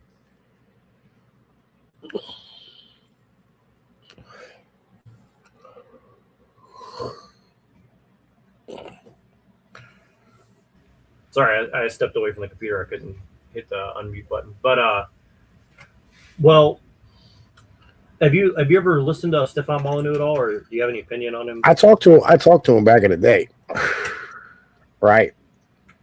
I think I might have called into a show once or twice. I can't really remember. Yeah, I called him a couple of times, right? I don't know, like I feel like he's an asshole, right? He's like Aaron Clary, like he's one of these guys who thinks that individualism will save this, and that's just not. It's not how it works. Like his whole like libertarian fucking NAP fucking retarded nonsense, right? Like it's fucking dumb. You know what I mean? Like all these people should probably be fucking thrown into the ocean. It wasn't for the fact we needed him as a voting block. Like I'd just ignore him the whole time. Like he's trash, right? Just as a whole. He's fucking hot garbage. Well, what's remarkable to me about him is that I can see his ideas have permeated a lot of this kind of like Christian nationalist, libertarian-esque, post-alt-right nonsense, and I think it's kind of weird that like he's kind of like some of his points are good, but it's also thrown in, like you said, with so much garbage. It's, to me, it almost seems like it's battle, like he's a Fed. I mean, essentially, I would have to say, like, he's definitely working for the man, because if you look at the consequences of what he's saying, like, it does seem to be like he's trying to lead people down a path where it's like corporations are good. They're going to watch your ass for you. It's just this dirty government that's in the way. It's like, well, I mean, that's that Reagan era bullshit, bro. That's a Gen X Reagan era ideology. That's that Milton Friedman fucking shit. Remember, like, most millennials like started off as like libertarians, and the reason they did is because like our whole lives we were taught live and let live, right? And I mean, like, oh man, listen, fucking, fight the powers that be, and the powers that be were like Tipper Gore and fucking Barbara Bush and Nancy Reagan and all these people who were like their satanic panic back in the day and shit. So like, we hated these fucking people because like they were like shitting on our fucking music. You know what I mean? Like, and that was, kind of like the vibe when we were kids. And so these guys here internalize that long term. And this is the Ron Paul revolution shit and all that things that ended up leading up to it. Right. But like the libertarianism ideology is just complete dog water, because in the end of the day, you need communities, right? And I feel bad for Gen X because like they were surrounded by baby boomers who were like the worst humans in the history of humankind. You know what I mean? So like they didn't trust their neighbors, you know? And on top of that, they like their moms and them and like their fucking wives and their sisters and like their grandmothers were propagandized on the news every day, right? The stories were like something in your house is killing you. Your neighbor's a pedo, right? Fucking get your kids' candy x-rayed at the motherfucking at the fire department or the police department because people are putting razor blades in your shit, and all of it was lies. Right, it was all just ways to sell fucking advertising to keep eyes on fucking target, right? And like, but it just bred this distrust, right, in your community and the people around you and the motherfuckers who you're supposed to love and rely upon, and they ended up being like extreme individuals, you know. And there's nothing they could do about that. You know what I mean?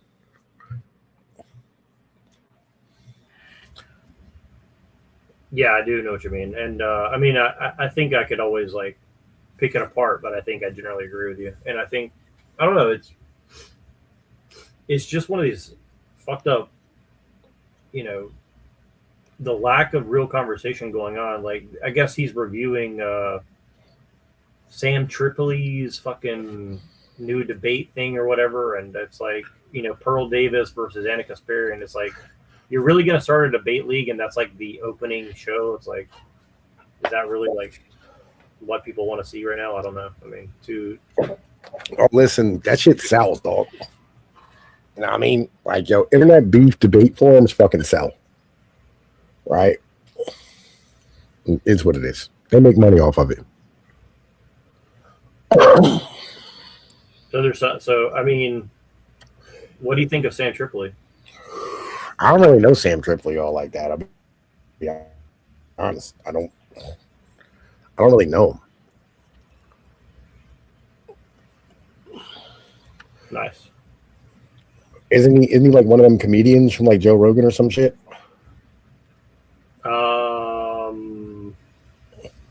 Yeah, some shit like that. Some retard. Yeah, I have no idea. Right? Again, like these are all grifters now, right?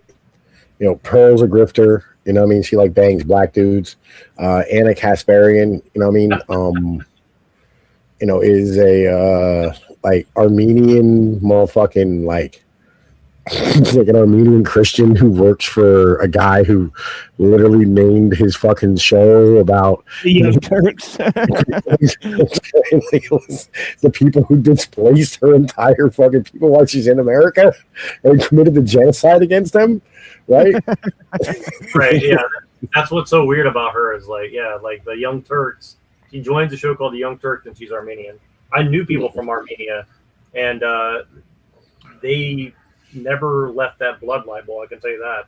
The ones that I talked to, so you know, well, like, you know, she's you know what I mean, a prototypical feminist. Like, remember, man, like, yo, immigrants, right, in particular, and like Americans, right, American, like what it really means to be American is to say that your bloodline begins and ends with you, and there's nothing else.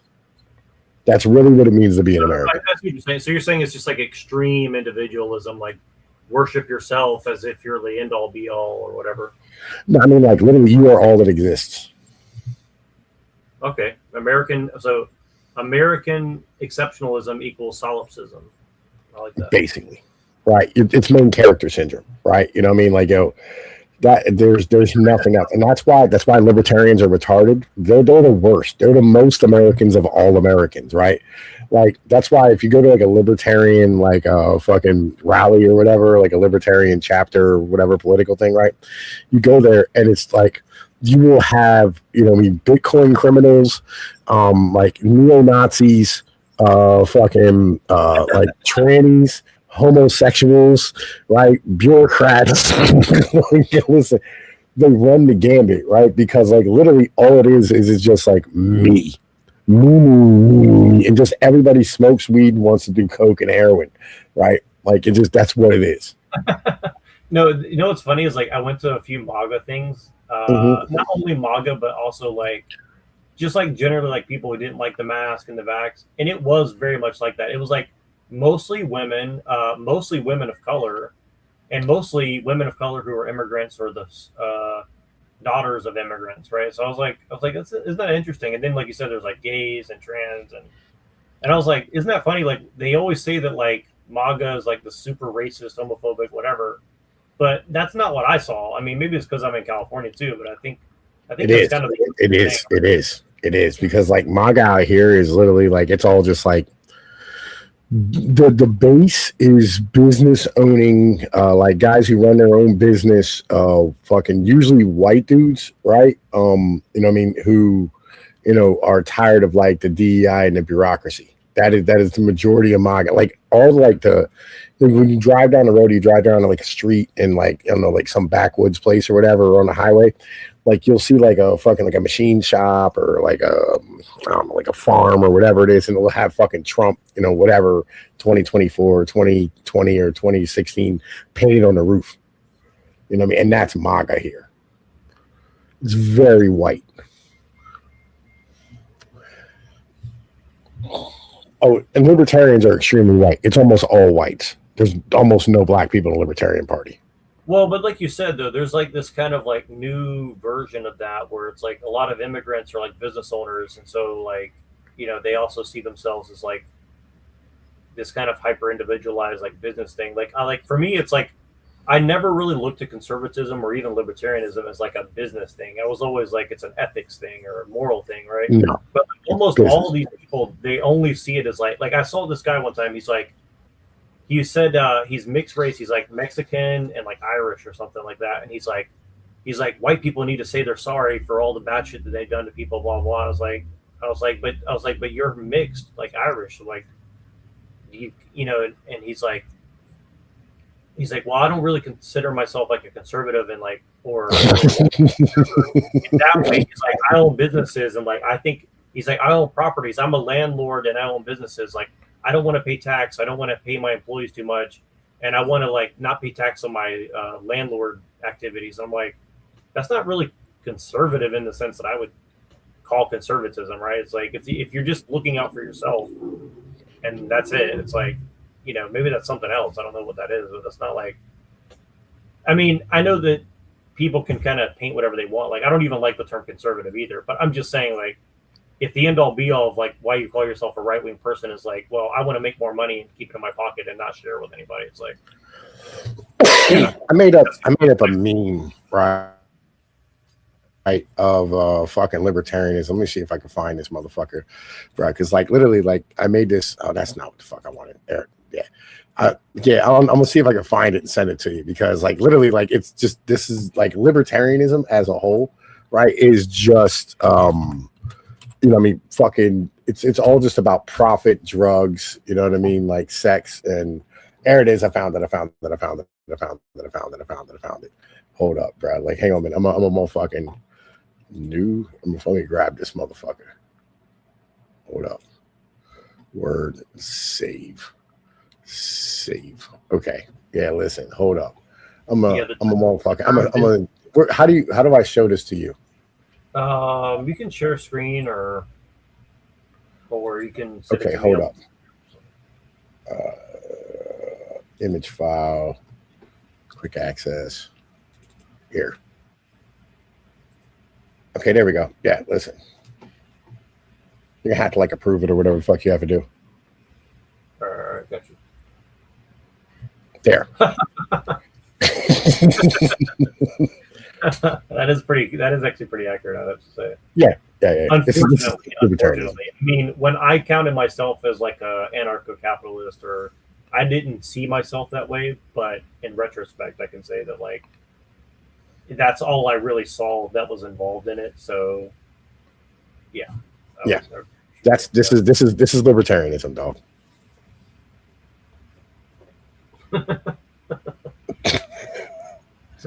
Yeah, like, what do you want? You know what I mean?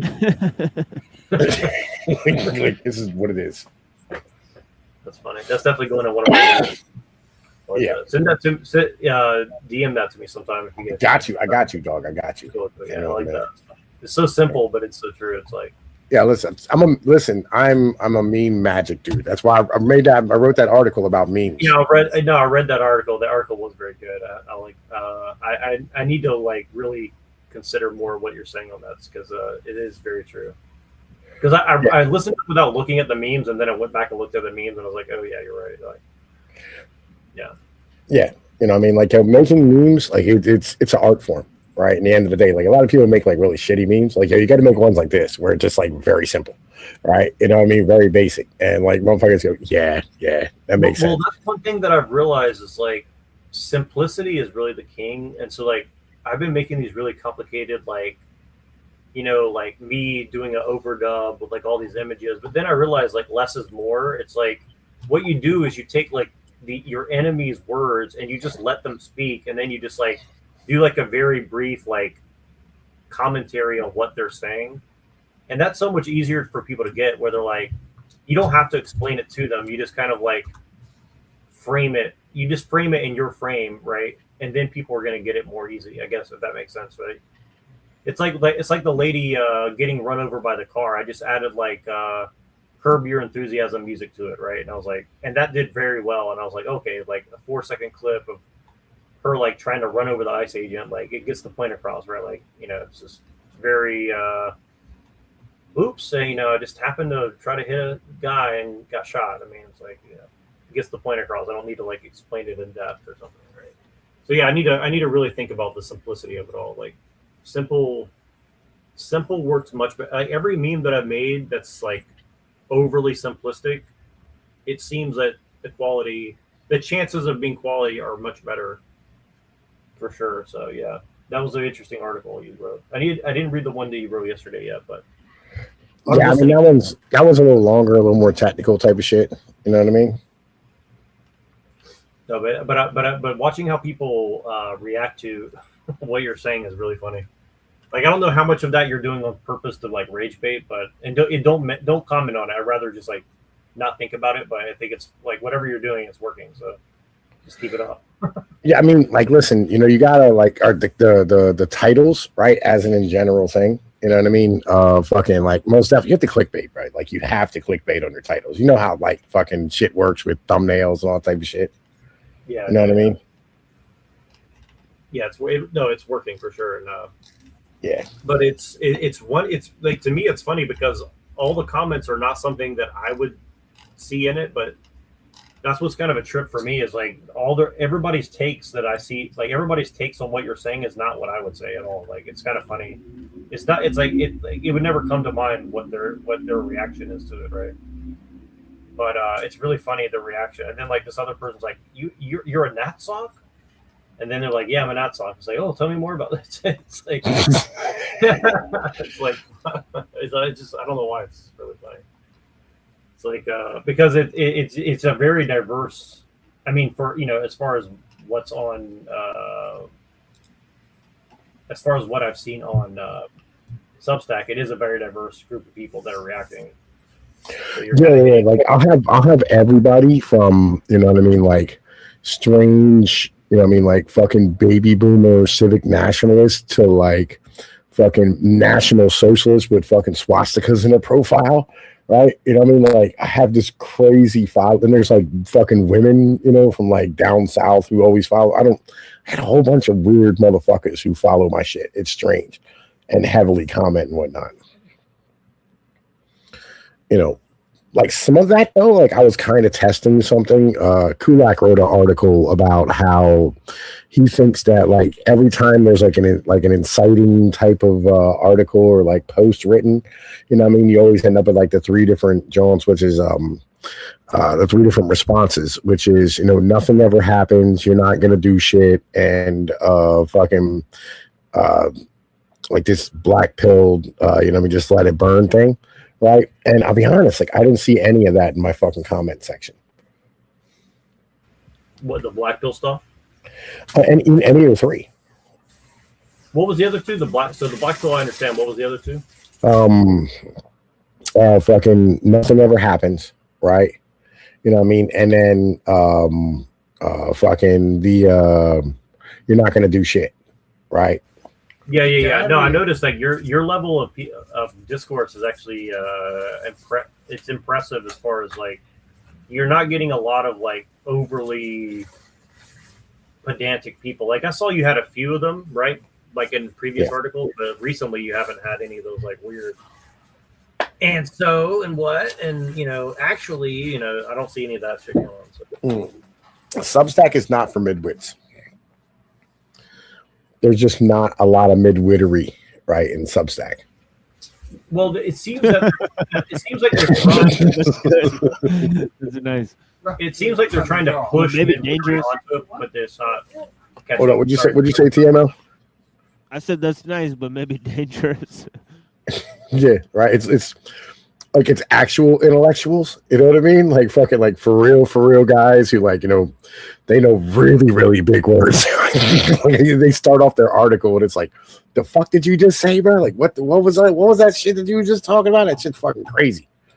Right, hold on, let me see if I can find this article I was reading earlier, man. This shit was fucking just immediately started off with just going ham. Yeah, I gotta break out of here in like 2 minutes. Yeah.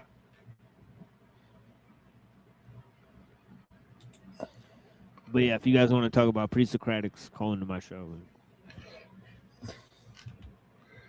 Yeah, man, listen, fucking like these guys, they go fucking crazy. Like it's fucking bananas.